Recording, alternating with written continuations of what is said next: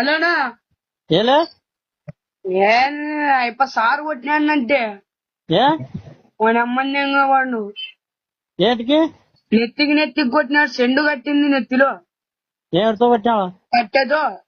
ఏమి అన్ని రాసుకొని పోయినా మళ్ళా చెప్పాలంట మా టనానికి.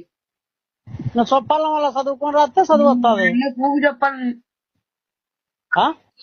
వాడిని అయితే దెంగుతా, నేనైతే నేను రాయించుకొని దెంగుతా. రాయి కింద జైలు పోతావు. ఊకు పోతాడు.